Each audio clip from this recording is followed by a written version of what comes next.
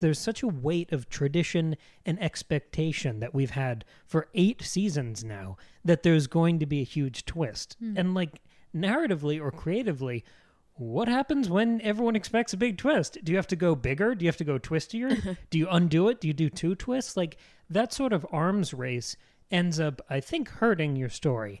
And this one pivoted away from those expectations because you're all set up for Rhaenys to torch all of Team Green to kill half of our principal cast, and then she doesn't. And that like last minute rug pull is even more interesting because there were moments leading up to that that felt like perfect homages to earlier episode 9s, specifically, and maybe most poignantly, season 1 of Game of Thrones.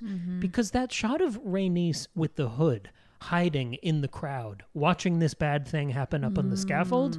Arya. Yes, it turned her into Arya. So I was expecting a Ned decapitation. But she just sits there and then she leaves. Because she doesn't torch all these people, the big episode 9 moment becomes the Hightower coup and Aegon's crowning. And of course, this is very politically consequential, but like you hinted at, Tristan, it's more underwhelming compared to Ned being decapitated, the Battle of Blackwater, the Red Wedding, Watchers on the Wall, the Battle of the Bastards, or the turn at the end of The Bells. There are some interesting similarities in the 2 episode 9s I didn't name on that list of instantly recognizable.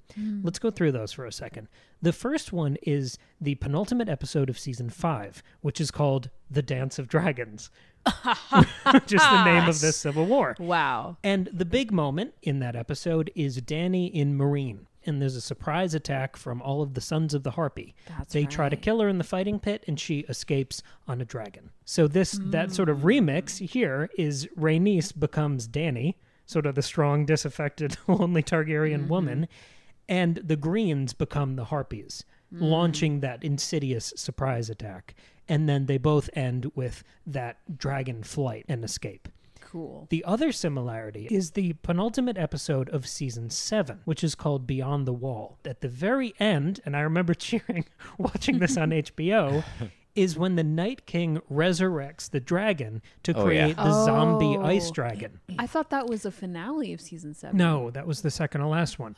So he's Oh, resurrecting... the finale is the wall burning down. He's resurrecting a dragon to be this evil zombie ice version of itself. Yeah. That dragon was Viserion in the episode after Viserys is dead. Interesting. There's this twisted perversion of him. Interesting. There's, even from more of a just symbology angle, it's a dragon being taken and turned against its original owner. And in this episode, we see a dragon turned against the Targaryen throne. Cool. That's really interesting. I don't think this is destined to be a Red Wedding type event that we talk about, but it sits neatly in line with 2 other episode 9s that we've gotten.